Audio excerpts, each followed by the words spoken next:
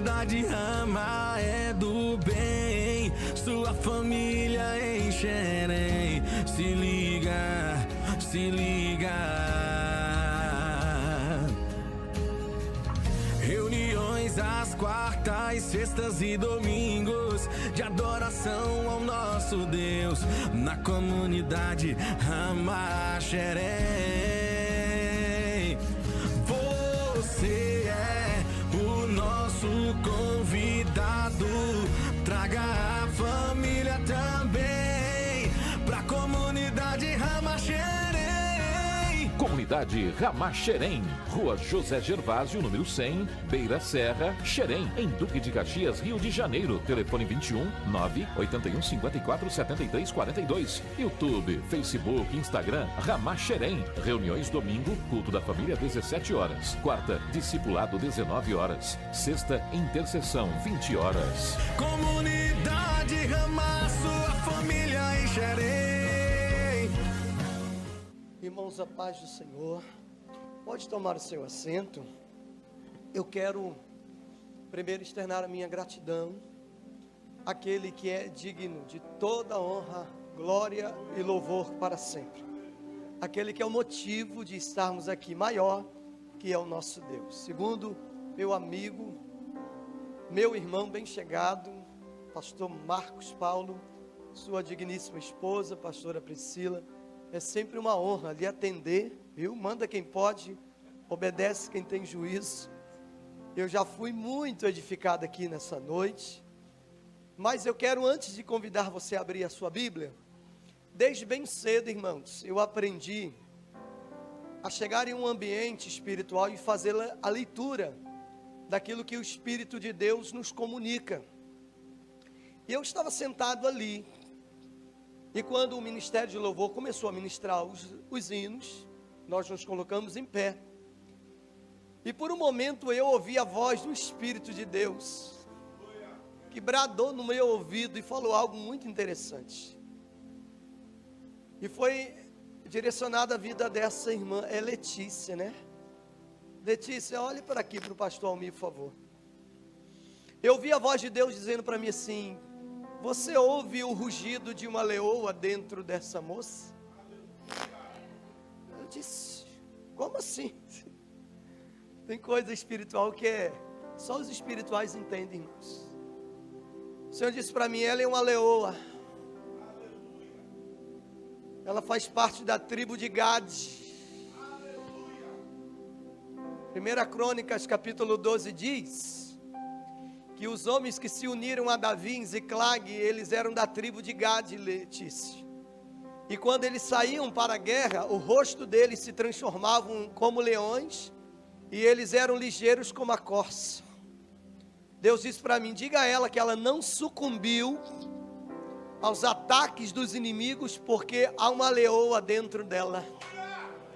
E o Senhor disse assim, diga para ela soltar o rugido desta leoa que há dentro dela.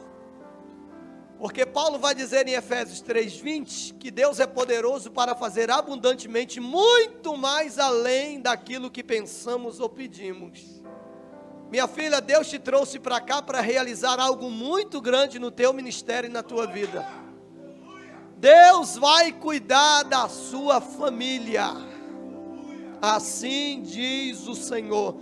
Quem entendeu isso, diga glória a Deus aí, irmãos.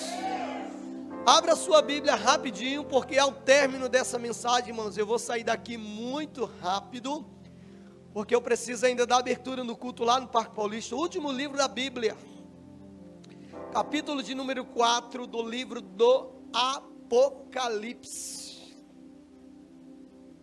versículo de número 1. Glória seja dada ao nome de Jesus.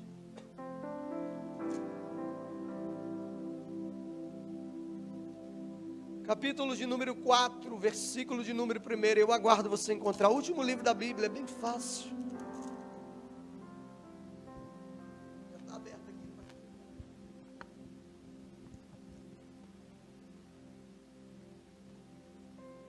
Encontrou, diga amém, irmão.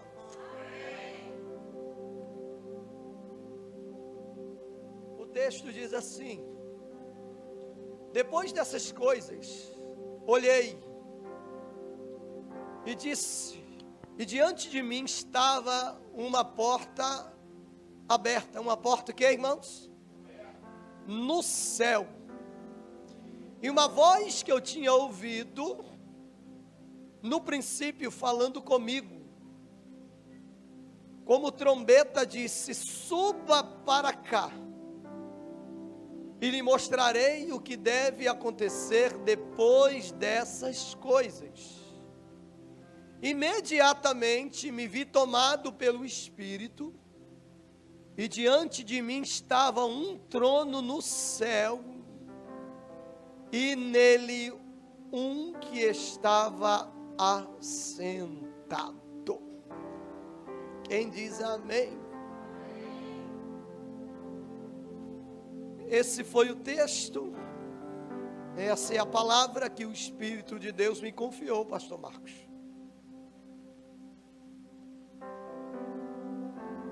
Eu vou fazer quase 30 anos de crente, e eu me lembro que alguns crentes antigos diziam que houve um tempo da história da igreja que ela temia muito ouvir alguém ministrar sobre o livro do Apocalipse. Por quê, pastor? Primeiro, pelo temor que existia. E segundo, porque a compreensão ela é muito complexa desse livro. E para se entender o livro do Apocalipse, precisamos ser aplicados no estudo para dissecar as verdades que estão contidas nesse livro. E o texto que nós acabamos de ler, e todo o livro do Apocalipse, ele fora escrito debaixo de uma revelação dada por Deus ao homem de Deus chamado apóstolo João, conhecido como discípulo amado, que por amor à palavra de Deus e o testemunho de Cristo, ele fora exilado em uma ilha chamada Patmos. Diga comigo, Patmos. Segundo a história diz que o imperador romano Domiciano, ele foi o responsável para ordenar que João fosse exilado nessa ilha. E o objetivo de Domiciano era manter o apóstolo João longe das 7 igrejas da Ásia. Mas se nós observarmos, o exílio de João não foi impedimento para que Deus o visitasse. Pelo contrário, foi um trampolim para que Deus lhe confiasse uma das maiores visões e revelações que Deus poderia entregar à vida de um homem. E este homem foi João, a quem Deus deu a incumbência de escrever um dos maiores mistérios da Bíblia, o livro do Apocalipse. Esse livro, segundo os escatologistas, ele é dividido em 3 períodos. Primeiro, histórico. Segundo, contemporâneo. E terceiro, escatológico. Histórico, pastor, porque fala do período em que ele foi escrito. Contemporâneo,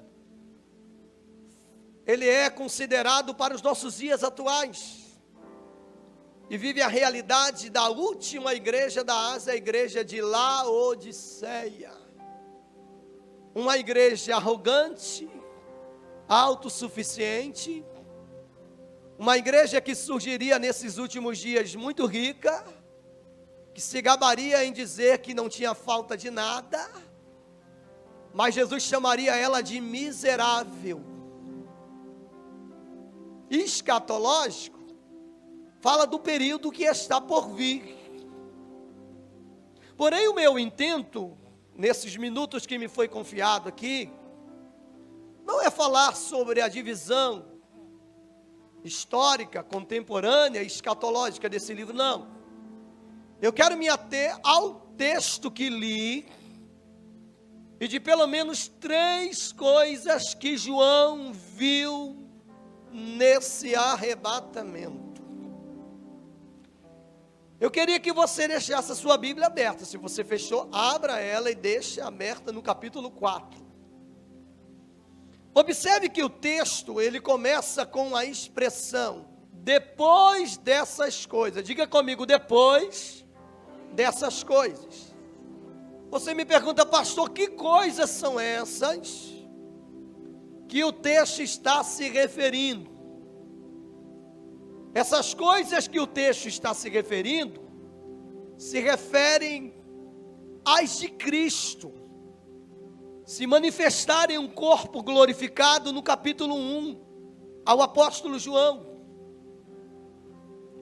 E também ditar a João para escrever as 7 cartas às 7 igrejas da Ásia, que representam os 7 períodos da história da igreja na terra. Mas note que ainda há uma expressão antes da vírgula, há um verbo de ação. O texto diz, depois dessas coisas, olhei, diga comigo, olhei. Quando João, ele tem a reação de olhar, a princípio, ele vê 3 coisas de suma importância, que daria a ele a segurança e a paz para escrever o grande mistério chamado livro do Apocalipse. E a primeira coisa, pastor Marcos, que João viu nesse arrebatamento, foi uma porta aberta no céu. Pastor Ami, qual era o propósito e qual era a revelação aqui para João, a igreja daquela época e a igreja atual da qual fazemos parte? Primeiro, a porta aberta no céu que João está vendo aqui era a revelação de que o acesso ao céu não estava impedido. Ainda que no primeiro século da história da igreja, e também para a igreja desses últimos dias da terra, a porta do céu ainda está aberta. Se você observar a geografia aqui, do lugar e as condições aonde João estava, o lugar era a ilha de Patmos. Repita comigo, irmãos, a ilha de Patmos. A expressão Patmos no original do grego significa lugar mortal. E o que era a ilha de Patmos, pastor? Era uma colônia penal do Império Romano. E para lá eram levados prisioneiros políticos, que eram considerados prisioneiros de alta periculosidade.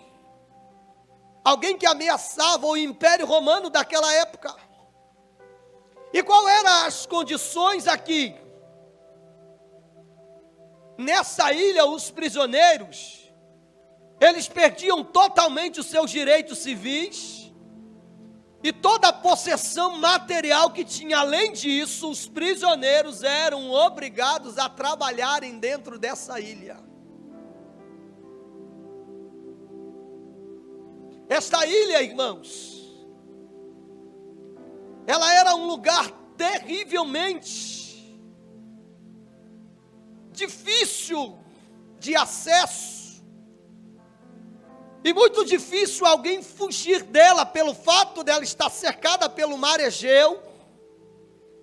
Segundo a geografia bíblica, diz que a ilha de Patmos, ela media 16 quilômetros de comprimento e 10 quilômetros de largura. Ela era uma ilha vulcânica que estava aproximadamente a 300 metros de altura acima do nível do mar Egeu.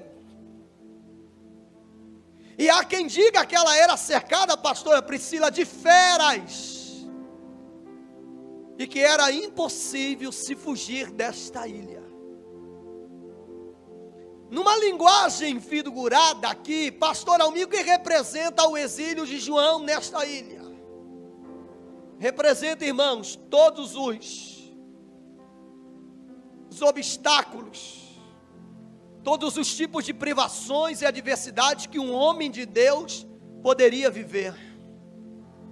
Até porque esta ilha, ela apontava pelo menos para 3 coisas: solidão, esquecimento e tortura emocional.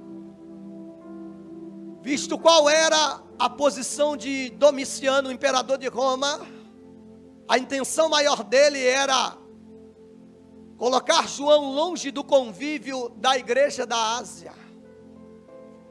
E quando você fica exilado, distante de alguém que você ama, a possibilidade, a probabilidade é você sofrer emocionalmente. Só que, mesmo João estando exilado nesta ilha, distante das 7 igrejas da Ásia, nada estava perdido para a vida do apóstolo João. Deus estava João dizendo que ainda havia uma saída para João dentro daquela ilha. E o texto diz que dentro da ilha ele toma uma decisão no arrebatamento de espírito. O texto diz que ele olha, diga comigo, olha. Esta teria que ser a decisão de todo crente quando está enfrentando uma decisão difícil, uma adversidade. O texto não é explícito, ele é implícito ao dizer que ele olha. Com certeza, João está olhando para cima, porque ele vê uma porta aberta no céu. Quando João olha para cima, irmãos, e ele vê uma porta aberta no céu, Deus está dizendo a João ainda no século I, e também a mim e a você, nesta noite, não tem nada perdido na nossa história de vida, pois a esperança ainda está viva.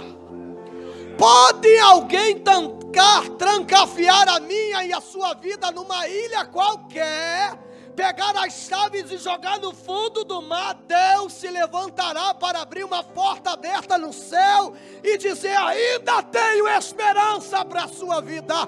Quem acredita nisso, joga a mão para o céu e adore a Deus nessa noite.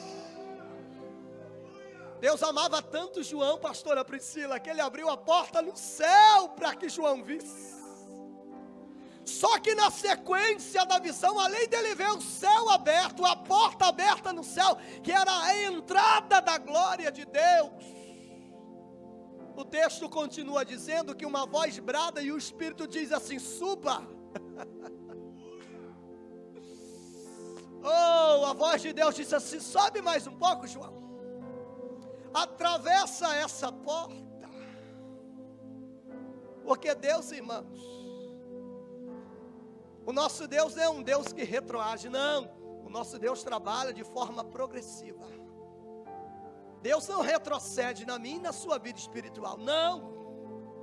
O propósito de Deus para mim e para você é progredir.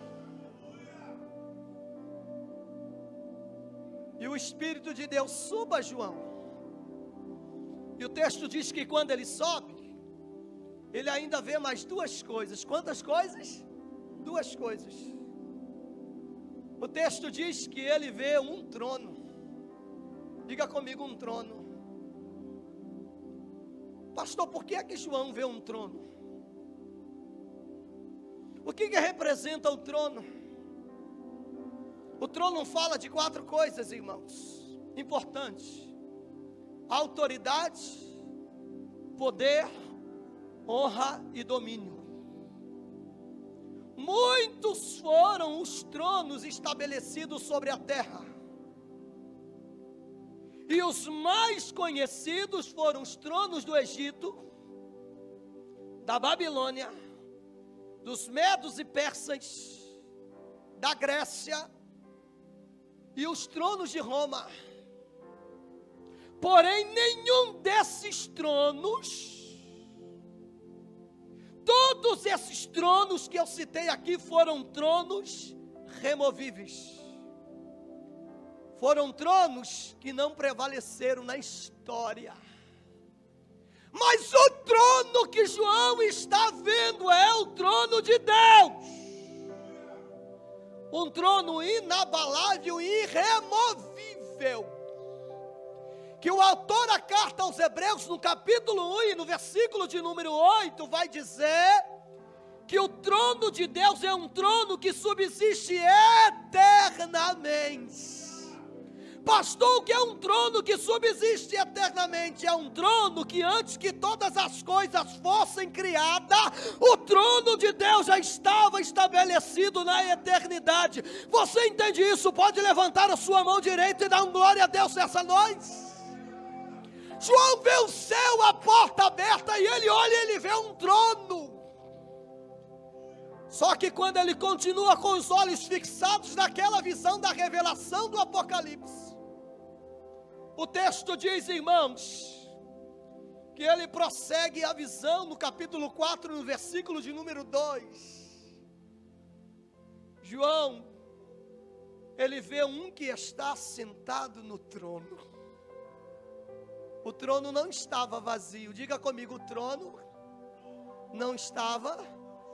E diga, não está vazio. Você pode dizer isso para quem está perto de você? Diga assim, o trono de Deus não está vazio.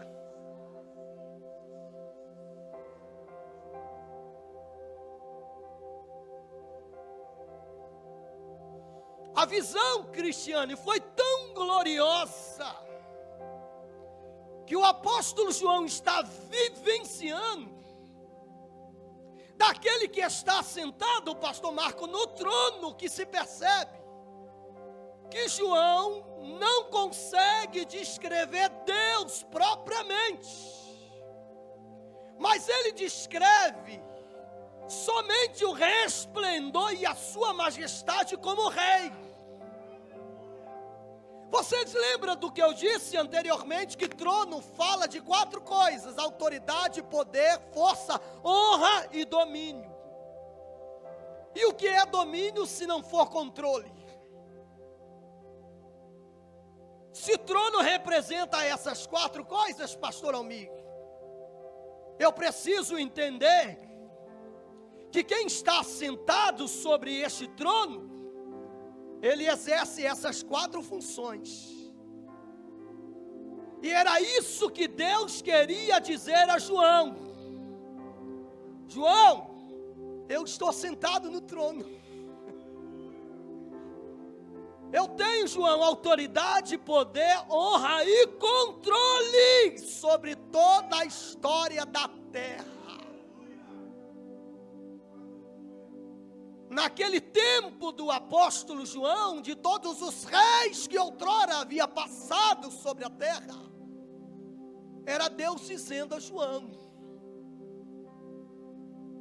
João, eu tenho o controle de todas as civilizações que já se passaram, de todas as nações, de todos os povos, de todos os reinos que já existiram, João.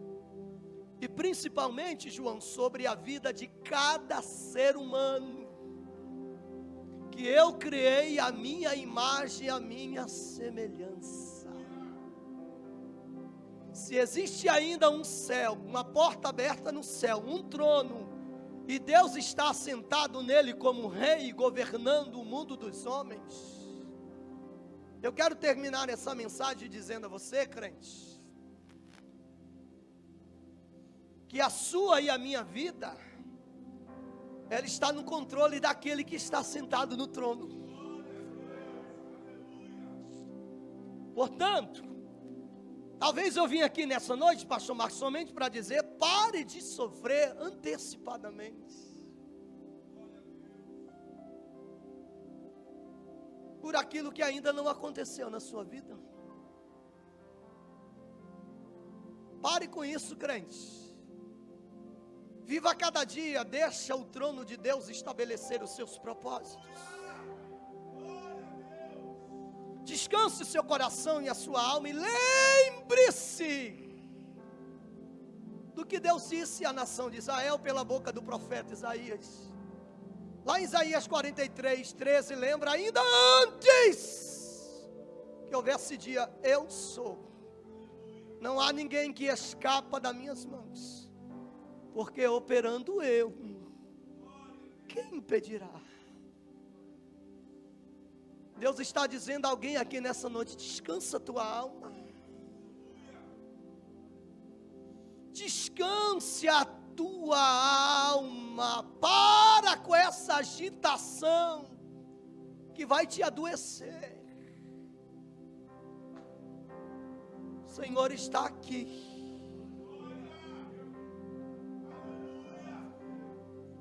Você não entregou sua vida para Ele? Se ainda há uma porta aberta no céu, um trono e um Deus que tem o controle de tudo, principalmente da sua vida, o que você está agitado? Elemanto comenevas, elebaragás. Tem alguém já chorando aqui. Deus está falando com alguém aqui de forma muito séria.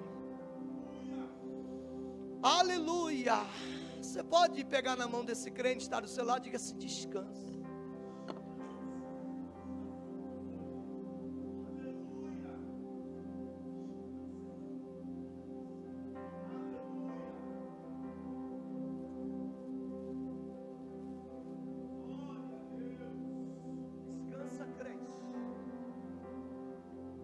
Você sabia que nós não somos um povo lançado ao léu da sorte? Não, pare com isso. Ainda que alguém tente nos lançar, pastora Priscila, dentro de uma ilha das adversidades, da escassez e da solidão, lembre-se, nós temos um Deus que sempre terá uma porta aberta no céu. Pare de olhar para baixo. Você não é avestruz, não. Você é crente águia. Você foi criado por Deus para voar nas alturas. Ande com a cabeça erguida, crente. Deixa alguém te dizer assim: olha lá, parece que tem um rei na barriga. Não é na barriga não, é acima da barriga, do lado esquerdo. Ele reina aqui, ó. Deus está nos chamando nesses últimos dias para um posicionamento, para reconhecer quem é o Deus que está sentado no trono, na minha e na sua vida. Ele ainda terá uma porta aberta de escape no céu para mim e para você. Ele ainda tem um trono, está sentado nele, tem um cetro de justiça na mão. Porque os dias que estamos vivendo, aqui está um doutor de direito, os advogados que Deus está levantando no Rio de Janeiro e que será muito abençoado por Deus. E de vez em quando eu converso com o pastor Marcos lá no escritório dele, o quanto que está difícil a questão da justiça do nosso país. Só que o Deus a quem eu sirvo você, diz o Salmo, se não me falhe a memória, 92 ou 90, verso 14, que a base do trono de Deus é justiça e juízo. E diante da sua face está a verdade e a misericórdia. Ainda que alguém tente cometer alguma injustiça contra a sua vida, o trono de Deus não vai falhar. Ele ainda tem uma porta aberta, um trono, e Ele está sentado na sala do trono e tem o comando de todas as situações da nossa vida. Você já parou para pensar, irmãos? Pastor Marcos, eu estava estudando por esses dias, e os meus olhos fixaram no texto, no livro de Salmo, que diz que Deus chama as estrelas pelo nome, e Ele conta cada uma delas. O pastor Jim Swagger vai dizer na Bíblia Expositiva que, segundo a astronomia, existe aproximadamente 4 trilhões de estrelas.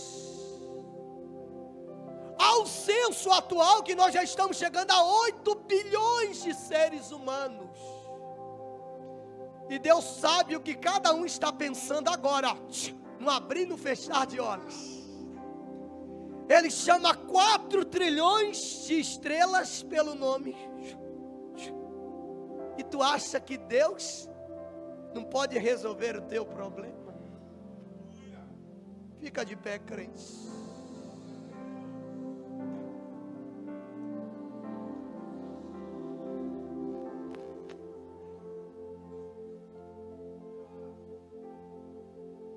Cadê as meninas do louvor? Vem cá, filhas.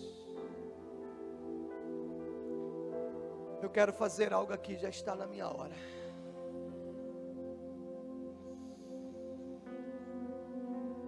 Aleluia.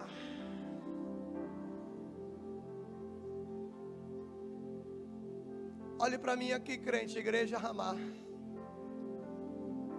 Somente se o Espírito de Deus falou contigo nessa noite.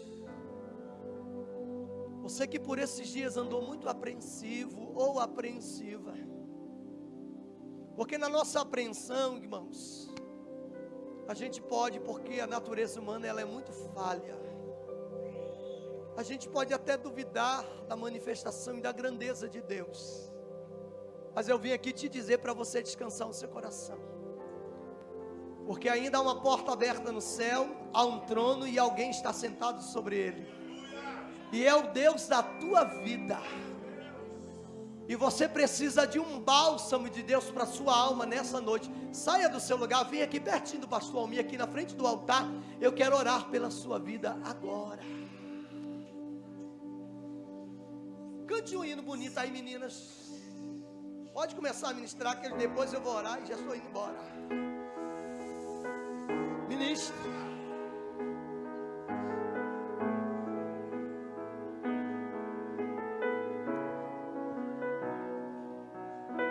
Aleluia.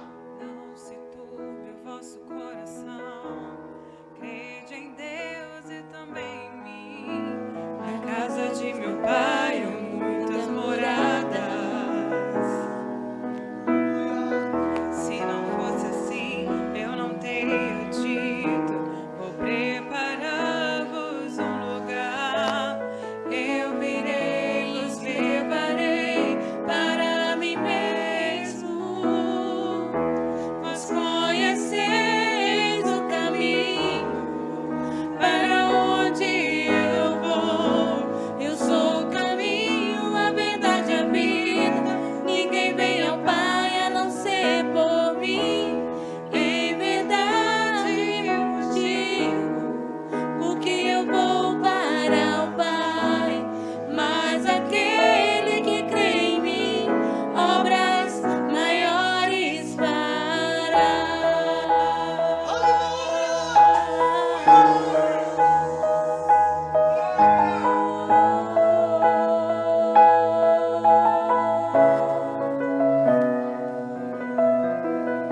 Se me amares verdadeiramente, guardareis os meus mandamentos. Põe a mão no coração assim. Darei ao Pai, e Ele vos dará o Consolador, o Espírito da verdade. Marcão, vem cá. O mundo não pode perceber, mas Ele habita em vós e estará em vós para sempre.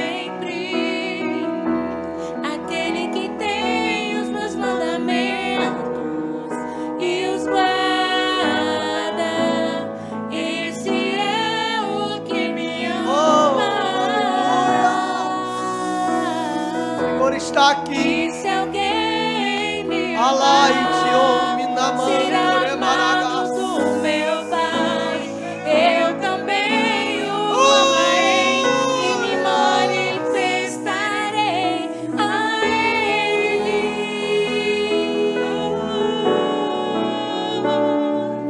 A Ele. Elemanto e te vai ministrando. Eu me manifestarei. Eu me manifestarei a Ele. Quero te amar.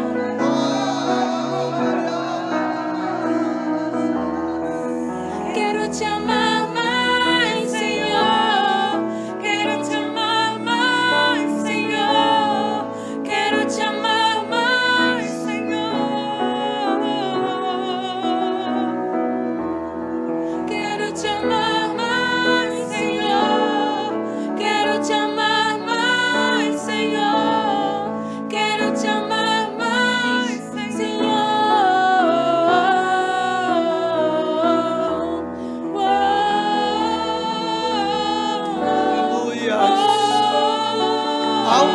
bálsamo aqui nessa noite.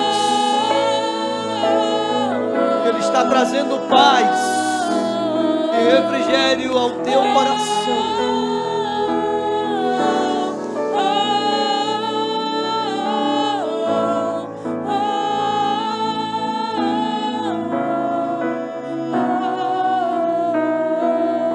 Põe a mão no coração aí, pastor Marcos ministrando assim.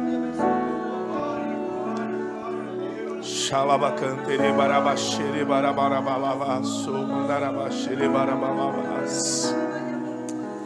Espírito Santo, tu conheces, como teu servo disse, cada um dos teus filhos que aqui estão, suas causas, Senhor, suas questões. Tu conhece bem, ó Deus, por dentro, por fora, o caminhar, o levantar, o deitar. Senhor, Tu és um Deus tão poderoso, ó Deus, para fazer infinitamente mais do que tudo que pedimos ou pensamos. Tu és um Deus, ó Deus, que pode estar escrevendo uma nova história a respeito dos Teus filhos. Senhor, em o nome de Jesus, nós queremos nesta noite, Senhor, colocar diante de Ti a vida dos Teus servos, pedindo o Teu Espírito Santo que Tu continues operando, agindo, e que esta noite seja um divisor de águas na vida de alguns aqui, Senhor, que estão se posicionando diante desta porta aberta, diante do chamado do Senhor. Senhor, basta olhar para o céu, conforme o Teu servo ministrou nesta noite, e ver esta porta aberta, e ir, subir, ir diante de Ti, Senhor. Em nome de Jesus, que este posicionamento, Senhor, venha trazer resultados eternos e espirituais na vida dos Teus filhos.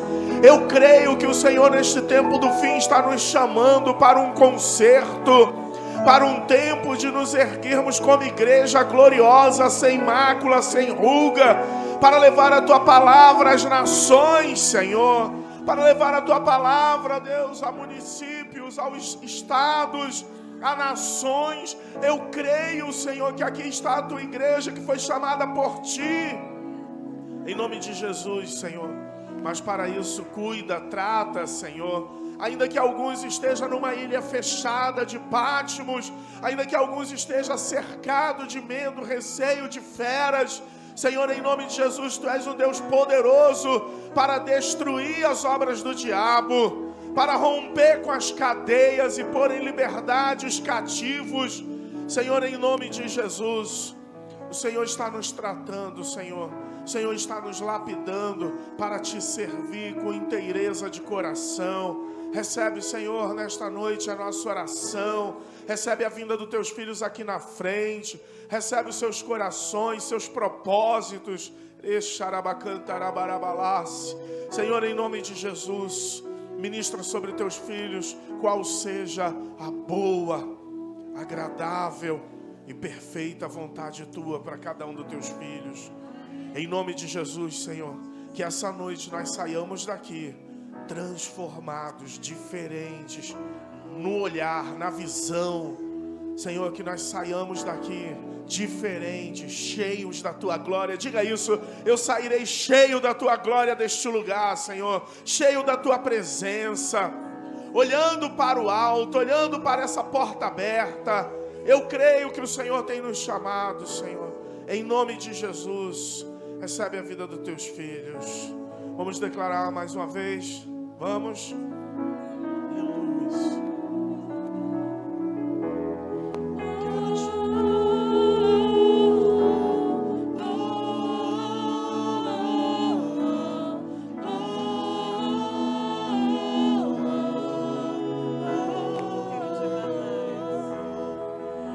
Quero Te amar mais, Senhor. Diga isso para Ele. Quero Te amar mais, Senhor. Quero Te amar mais, Senhor. Quero Te amar. Quero Te amar mais, Senhor. Quero Te amar mais, Senhor. Quero Te amar mais, Senhor. Amém? Você pode aplaudir bem forte a Jesus? Você pode aplaudir bem forte a Jesus. Enquanto aplaude, abre os teus lábios e diga glória a Deus. Glória a Deus, aleluia. Amém. Cidade Ramá Xerém, Rua José Gervásio, número 100, Beira Serra, Xerém, em Duque de Caxias, Rio de Janeiro. Telefone 21 981 54 73 42. YouTube, Facebook, Instagram, Ramá Xerém. Comunidade Ramá, sua